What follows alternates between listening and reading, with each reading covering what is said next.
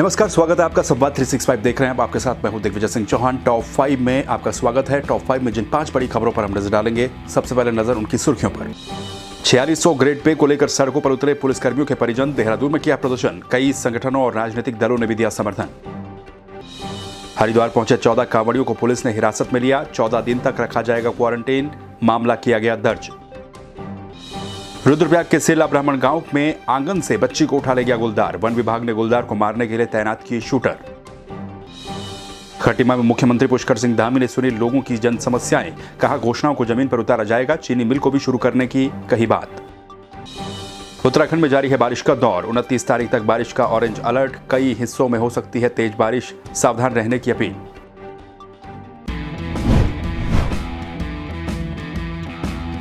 तो चलिए सबसे पहले बात कर लेते हैं टॉप स्टोरी की। टॉप स्टोरी में आज बात करेंगे पुलिसकर्मियों के 4600 रुपए ग्रेड पे के मामले को लेकर। दरअसल पुलिसकर्मियों का 4600 रुपए का ग्रेड पे का मसला सुलझा नहीं है। हालांकि इसके लिए कैबिनेट स्तर पर निर्णय लिया गया था कि उप समिति बनाई जाएगी, उसकी बैठक भी आयोजित की जाएगी। लेकिन इसी बीच आज से 1-2 दिन पहले एक खबर चली थी कि देहरादून में और अन्य जगहों पर भी जो पुलिसकर्मी के परिजन हैं उनके द्वारा प्रदर्शन किया जाएगा, और ठीक हुआ भी वही। आपको हम बता दें कि ग्रेड पे में कटौती के खिलाफ पुलिसकर्मियों के जो परिजन हैं, आक्रोशित परिवारों ने रविवार को पहली बार सामूहिक रूप से प्रदर्शन किया। देहरादून की अगर हम बात करें तो देहरादून में गांधी पार्क के बाहर पुलिसकर्मियों के परिजन बारिश के बावजूद भी भारी संख्या में जुटे रहे। हालांकि इस प्रदर्शन में कोई वर्दीधारी पुलिसकर्मी शामिल नहीं हुआ था। इससे पहले डीजीपी समेत तमाम अधिकारियों, अफसरों ने भी अपील लगातार यही की थी कि प्रदर्शन को ना करें, उनकी समस्याओं पर ध्यान दिया जाएगा। तमाम मंत्रियों ने आश्वासन भी दिया था, लेकिन उसके बावजूद भी पुलिसकर्मियों के आक्रोशित परिजन भारी संख्या में इकट्ठा हुए गांधी पार्क के बाहर। उन्होंने प्रदर्शन किया। रुद्रपुर में भी प्रदर्शन किया गया। ऐसी भी खबरें सामने आई हैं। देहरादून में जो कर्मचारी संगठन, अन्य जो कर्मचारी संगठन हैं और कुछ पॉलिटिकल पार्टीज हैं, राजनीतिक संगठन हैं, उन्होंने भी पुलिसकर्मियों के परिजनों को अपना समर्थन दिया है 4600 रुपए ग्रेड पे के मामले को लेकर। तो पुलिसकर्मियों की मांग 4600 रुपए ग्रेड पे को लेकर थी, जिसको लेकर प्रदर्शन किया गया। अनुमति नहीं थी, लेकिन इसके बावजूद भी पुलिसकर्मियों के परिजन बारिश के बीच भी गांधी पार्क के बाहर नजर आए। नारेबाजी वहां पर की गई, प्रदर्शन वहां पर किया गया। काफी गुस्सा लोगों ने वहां पर दिखाया। इस दौरान जैसा कि मैं आपको बता चुका हूं कि कई अन्य जो पॉलिटिकल पार्टीज़ हैं, अन्य संगठन हैं, उन्होंने भी समर्थन दिया है, जिनमें यूकेडी के आंदोलनकारी भी इसमें शामिल हुए।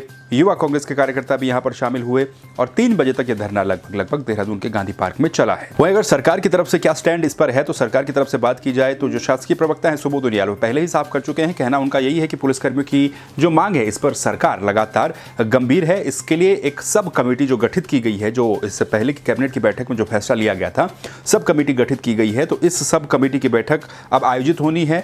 ऐसे में प्रदर्शन से बचना चाहिए था, इस तरह का प्रदर्शन नहीं करना चाहिए था। और क्योंकि पुलिस एक फोर्स, अनुशासित फोर्स मानी जाती है, ऐसा प्रदर्शन नहीं किया जाना चाहिए था। ये कहना सुबोध उनियाल का है। उनका कहना कि सब कमेटी की बैठक आयोजित की जाएगी, उसमें तय किया जाएगा, फैसला लिया जाएगा, मसले को सॉल्व किया जाएगा। हालांकि इससे पहले जैसे कि मैं आपको बता रहा हूं कि कई अधिकारियों ने अपील की थी कि प्रदर्शन को ना करें, लेकिन इसके बावजूद भी प्रदर्शन हुआ है। हालांकि इसमें कोई वर्दीधारी पुलिसकर्मी शामिल नहीं हुआ, उनके परिजन ही इसमें सिर्फ शामिल थे और अन्य संगठनों ने अपना समर्थन इसे दिया। इस मामले पर डीजीपी मुख्यालय से भी संज्ञान लिया गया है। रिपोर्ट मांगी गई है कि क्या प्रदर्शन था, किस तरह का प्रदर्शन था, क्योंकि ये भी कहा गया था कि जो अनुशासनात्मक कार्रवाई है वो भी हो सकती है। लेकिन बहरहाल प्रदर्शन पुलिसकर्मियों के परिजनों ने किया है 4600 रुपए ग्रेड पे के मामले को लेकर। सरकार की तरफ से इस पर स्टैंड ये है कि सब कमेटी गठित की गई है, इस कमेटी की बैठक आयोजित होगी और जो पुलिसकर्मियों की समस्याएं हैं उन पर सरकार गंभीर है, काम किया जाएगा। चलिए बात कर लेते हैं कांवड़ यात्रा को लेकर। दरअसल कोरोना की संभावित तीसरी लहर को देखते हुए उत्तराखंड सरकार ने कांवड़ यात्रा पर प्रतिबंध लगा दिया था। अन्य राज्यों ने भी इसी तरह से उसके बाद प्रतिबंध लगाया।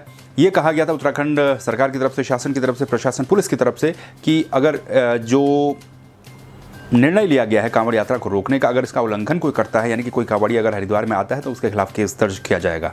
ऐसा पहला मामला सामने आ चुका है। हरिद्वार के हर की पैड़ी पर 14 कांवड़िए बाहर से आए थे, जो कि कांवड़ियों की वेशभूषा में थे। हरियाणा से ये 14 लोग बताए जा रहे हैं जो कि वहां पर पहुंचे थे गंगा जल भरने के लिए। लेकिन इन सभी 14 लोगों को पुलिस ने अपनी हिरासत में ले लिया है। इनको अब 14 दिन तक क्वारंटाइन रखा जाएगा। इनके खिलाफ मामला भी दर्ज किया गया है। तो कांवड़ यात्रा रोकने के बावजूद भी हरिद्वार में कांवड़ लेकर के और गंगा जल लेने के लिए कांवड़ वेशभूषा में हरियाणा के 14 व्यक्ति पहुंचे थे, इनके खिलाफ मामला दर्ज कर लिया है। आपदा प्रबंधन अधिनियम के अंतर्गत मुकदमा दर्ज कर लिया है।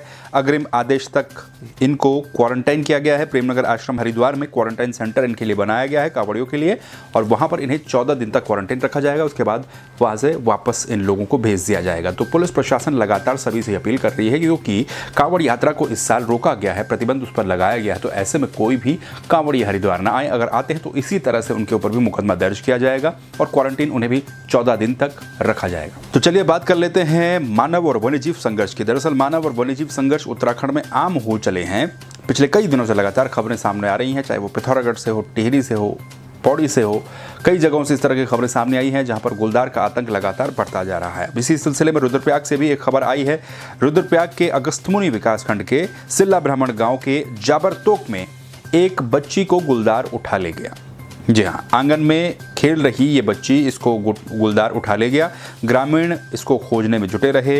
वन विभाग ने अब गुलदार को पकड़ने के लिए गांव में पिंजरा लगाने की बात कही है। शूटर भी तैनात अब कर दिए गए हैं।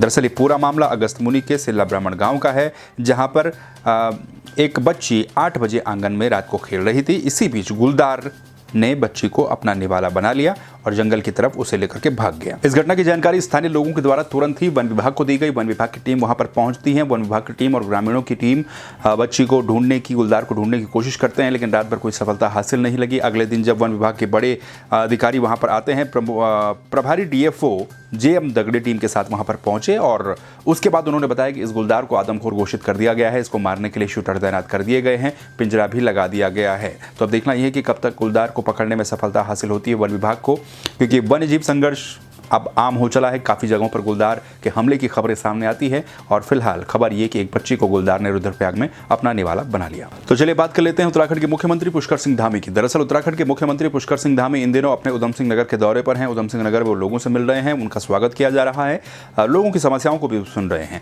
इसी बीच खटीमा में मुख्यमंत्री पुष्कर सिंह धामी पहुंचे, जहां पर खटीमा में उन्होंने कई लोगों की समस्याओं को सुना और उन्होंने आश्वासन दिया सभी समस्याओं को हल करने का। एक बार उन्होंने फिर से वहां पर दोहराई, जीरो पेंडेंसी की सरकार चलेगी और कोई भी पेंडेंसी नहीं रहेगी, सभी कामों को तत्काल निपटाया जाएगा। मुख्यमंत्री ने ये भी कहा है कि जो भी घोषणाएं होती हैं, जो भी शिलान्यास होते हैं, उनको जल्द से जल्द पूरा करवाना भी सरकार की प्राथमिकता रहेगी।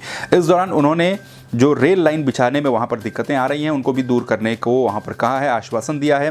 साथ ही चीनी मिल, सितारगंज की जो बंद चीनी मिल है, उसको शुरू करने की बात भी मुख्यमंत्री पुष्कर सिंह धामी के द्वारा वहां पर कही गई है। तो मुख्यमंत्री पुष्कर सिंह धामी ने रेलवे की अगर हम बात करें उसके मामले में क्या कहा, तो रेलवे लाइन के काम में सामने आ रही दिक्कतों को जल्द दूर करने के निर्देश मुख्यमंत्री धामी ने अधिकारियों को दिए हैं। भूमि अधिग्रहण के लिए रेल मंत्री से भी उन्होंने कहा कि बातचीत की जा रही है। सितारगंज में जो बंद चीनी मिल है, उसको भी खोलने की बात CM ने वहां पर दोहराई है। उन्होंने कहा कि जल्द से जल्द सितारगंज की मिल का शुभारंभ किया जाएगा और खुद वो उस चीनी मिल का शुभारंभ करने के लिए वहां पर पहुंचेंगे। तो खटीमा, उधम सिंह नगर, तमाम जगहों पर मुख्यमंत्री गए हैं, उनका गृह जनपद है और इस दौरान उन्होंने लोगों की समस्याएं भी सुनी, कई तरह की घोषणाएं भी, कई तरह की बातें भी की। जीरो पेंडेंसी की बात उन्होंने एक बार फिर से दोहराई। जो रेल निर्माण कार्य वहां पर है, तो उसमें जो दिक्कतें आ रही हैं, उसको भी दूर करने की बात मुख्यमंत्री धामी ने वहां पर कही है। तो चलिए बात कर लेते हैं उत्तराखंड के मौसम की। दरअसल उत्तराखंड में बारिश पिछले कई दिनों से लगातार जारी है। कई इलाकों में तेज बारिश हुई, भूस्खलन से कई सड़कें बंद हैं। लगभग 200 के करीबन सड़कें अभी भी बंद बताई जा रही हैं। रविवार को 288 के करीब सड़कें बंद थी, जिनमें से अधिकतम सड़कों को खोल दिया गया और 190 से 200 के बीच सड़कें ऐसी हैं जो कि अभी भी बंद है। इन पर भी लगातार कोशिश की जा रही है, इनको भी लगातार खोलने की कोशिश की जा रही है। और बारिश से जनजीवन तो अस्त व्यस्त हुआ ही है, लेकिन लोगों के सामने दिक्कतें भी काफ़ी ज़्यादा सामने आ रही हैं। इसके अलावा अगर बात करें आने वाले दिनों में मौसम किस तरह से रहेगा, तो मौसम विभाग ने 29 तारीख तक उत्तराखंड में बारिश को लेकर ऑरेंज अलर्ट एक बार फिर से जारी किया है। 5 जिलों के लिए 26 और 27 के लिए कहीं कहीं पर भारी बारिश का रेड अलर्ट भी जारी किया गया है। 26 और 27 2 दिन कहीं कहीं पर भारी बारिश का रेड अलर्ट जारी किया गया। इसके अलावा 29 जुलाई तक ऑरेंज अलर्ट सभी जगहों के लिए जारी किया है। मौसम विभाग के मुताबिक सोमवार को पिथौरागढ़, बागेश्वर, नैनीताल, पौड़ी, देहरादून जिले में भारी से भारी बारिश की संभावना जताई गई है और 29 तारीख तक लगभग सभी जिलों के लिए ऑरेंज अलर्ट है, यानी कि मध्यम से भारी बारिश इन जगहों पर हो सकती है। इसके अलावा क्योंकि मुख्यमंत्री पुष्कर सिंह धामी ने भी सभी लोगों से निवेदन किया है कि प्रदेश में जिस तरह से मौसम का मिजाज है, बारिश लगातार हो रही है, भूस्खलन की खबरें सामने आ रही हैं, तमाम तरह की दिक्कतें हैं, तो ऐसी परिस्थितियों में सभी को पूर्व सावधानी बरतना बेहद जरूरी है। और सरकारी स्तर पर भी मुख्यमंत्री ने सभी विभागों को निर्देश दिए हैं कि अलर्ट रहा जाए और जो भी दिक्कतें होती हैं या फिर जिस तरह की भी परेशानियां होती हैं उनको जल्द से जल्द दूर करने की कोशिश की जाए। ये थी उत्तराखंड की अभी तक की टॉप 5 खबरें। इन खबरों को लेकर आप क्या सोचते हैं, अपनी राय आप कमेंट करके हमें दे सकते हैं। खबरों को देखने के लिए संवाद 365 को सब्सक्राइब कर दीजिए, फेसबुक को लाइक कर दीजिए, बेल आइकन भी दबाइए ताकि नोटिफिकेशन आप तक पहुंचती रहे। फिर मिलेंगे नई खबरों के साथ, तब तक के लिए नमस्कार।